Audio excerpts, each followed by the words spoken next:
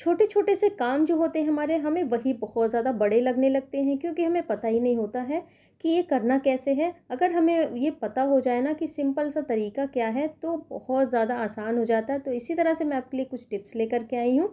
तो चलिए देखते हैं। सबसे पहली टिप्स मेरी ये है कि अंगूठी को लेके, यानी जो रिंग हम पहनते हैं ना, तो बहुत ज़्यादा लोग डेली पहन के रखते हैं उसको। तो होता क्या है ना कि वो टाइट हो जाती है, या फिर बहुत लोगों को शिकायत होती है उंगलियां फूल जाती हैं, तो इस वजह से वो टाइट हो जाती है और निकलने में बहुत ज़्यादा दिक्कत भी आती है।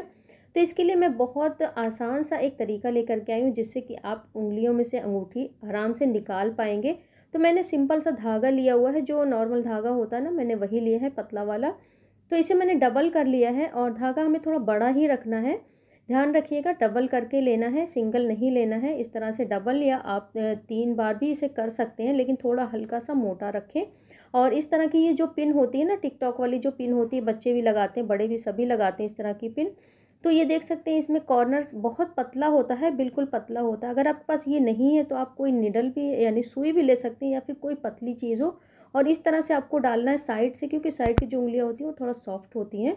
तो इस तरह से आपको डाल के देखिएगा, ध्यान से देखिएगा, तभी आपको समझ में आएगा। इस तरह से आपको अंगूठे में लपेट लेना है, और मैंने दूसरे अंगूठे से पकड़ा हुआ है। और उसके बाद ये देखिए, मैं इस उंगली में इसको इस तरह से लपेट दे रही हूँ। जब लपेट लेना, तो ये अंगूठे वाला जब छूट जाए तो उससे कोई दिक्कत नहीं है, बस उंगलियों में टाइट आपको बांधना है धागे को। ये देखिए इस तरह से, जैसे मैंने किया है, आप ध्यान से देखिएगा। और ये वाला जो धागा है ना, मैंने इस तरह से 2 उँगलियों से इसको पकड़ के रखा हुआ है, इसको नहीं छोड़ना है आपको। और जो अंगूठे में बंधा था ना, तो इसको घुमाते जाएंगे धीरे-धीरे। आप देखिएगा ध्यान से मैं कैसे निकाल रही हूँ, बीच से इसको इस तरह से निकाल देना है। और इसी तरह से आपको करते जाना है। आप देख पाएंगे कि अंगूठी कितनी आराम से, ये रिंग हमारी निकल गई है, बहुत ही कम मेहनत में और बहुत ही आसानी से। ये देख सकते हैं, आप इस तरह से कर सकते हैं। ये आपको बहुत पसंद आएगी ये टिप्स, तो इसे ज़रूर ट्राई करिएगा। अगली टिप्स मेरी ये है ग्लूकॉन डी को लेकर, कि जब भी हम ग्लूकॉन डी लाते हैं ना, तो इस तरह से पैकेट हम लाते हैं और ऐसे ही खुला छोड़ देते हैं। तो इस पे ये इस तरह का ये चिपका हुआ था, तो मैंने इसे हटा दिया है बीच से निकाल के। सही तरीका इसका क्या है निकालने का, इसे बीच से पहले निकाल के, और इसे इस तरह से कैसे हम कवर करके रखेंगे ताकि ये इस तरह से खुला ना रहे, तो आज मैं बताती हूँ इसको। ये देखिए इस तरह का ये पैकेट है, ये आप देख सकते हैं। तो ये 2 तरीके का बना होता है ना, इस तरह से कॉर्नर निकला होता है, और इसमें ये देखिए इस तरह का कट का निशान लगा होता है, जिसे हम बिल्कुल भी इस तरह से नहीं खोलते हैं, और इसलिए ये खुला का खुला ही रह जाता है, बंद नहीं हो पाता सही से।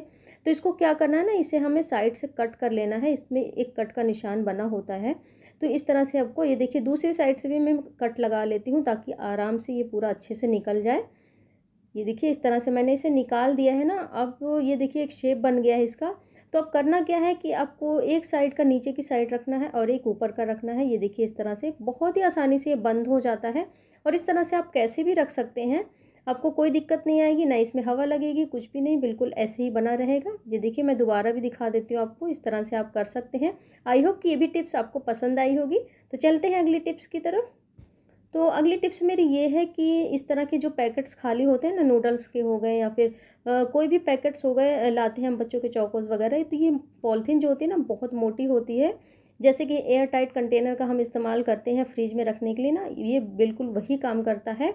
तो इसको फेंके नहीं, हम क्या करते हैं, खाली होती है तो इसे फेंक देते हैं। तो मैं आज आपको बताने वाली हूँ कि इसका यूज़ हमें कैसे करना है।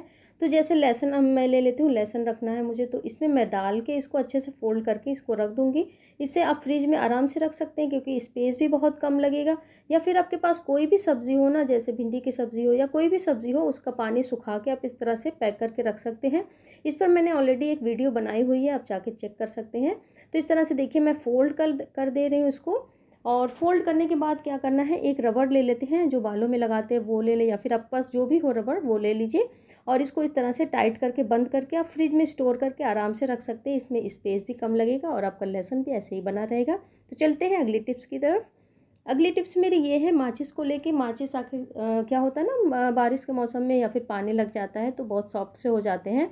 तो खाना तो हम अक्सर किचन में बनता ही रहता है। तो मैंने दूध गर्म किया था ना, तो दूध गर्म ही था, तो मैंने इस पर कवर लगा दिया ढक्कन लगाने के बाद, क्योंकि ढक्कन भी गर्म हो जाता है। तो इस पर क्या करेंगे, माचिस जो है ना, इस तरह से मसाले की साइड हम खड़ा करके इसको रख देंगे। और ढक्कन गर्म रहेगा ना तो ये माचिस के डब्बे और माचिस की तीलियाँ इस तरह से फैला के रख देंगे। आप देखेंगे कुछ ही टाइम में बिल्कुल क्रिस्प हो जाएगा, आपकी माचिस बिल्कुल सही हो जाएगी। आपको अलग से इसको कुछ भी करने की ज़रूरत नहीं है। चावल बना रहे हैं या कुछ भी बना रहे हो, उस पर ढक्कन लगाया हुआ है तो गर्म ढक्कन रहता है, आप उस पर रख दीजिए बिल्कुल आराम से। ये माचिस भी आपकी बिल्कुल सही हो जाएगी। तो ये टिप्स भी आपको पसंद आई होगी। चलते हैं अगली टिप्स की तरफ। तो अगली टिप्स मेरी ये है ना, जब भी हम चावल धुलते हैं तो चावल हो गया या दाल हो गई, उसका पानी क्या करते हैं ना, हम फेंक देते हैं। तो हमें पानी फेंकना नहीं है। तो मैंने ये इस तरह से चावल को धुल लिया है। देखिए, चावल जब भी बनाएं या दाल बनाएं तो आप उसको धुल के उसका पानी निकाल के ना आप प्लांट में डाल सकते हैं। ये बहुत ही ज़्यादा फ़ायदा करता है। प्लांट में आप इसे डाल सकते हैं, आप इसे फेंके नहीं। तो चलते हैं फिर अगली टिप्स की तरफ। तो अगली टिप्स मेरी ये है आटे को लेकर के। तो जो आटा होता है ना, आटा जो हम रोटियां बनाते हैं आटे की, तो कुछ ही टाइम में ना रोटियां बनाने के बाद थोड़ा कड़ी कड़ी सी हो जाती हैं। तो रोटियां कुछ देर तक ज़्यादा लंबे टाइम तक सॉफ्ट रहें, तो उसके लिए क्या करना है, मैंने थोड़ा सा दूध लिया है, यानी मैंने आधा कप दूध लिया है। आप अपने हिसाब से ले सकते हैं जितना कि आप आटा बना रहे हो ना। तो नॉर्मल पानी डाल के इसमें जैसे हम आटे का डो तैयार करते हैं वैसे ही हमको करना है। और थोड़ा थोड़ा पानी डाल के इसको आटा डो है ना उसको अच्छे से हम तैयार कर लेंगे।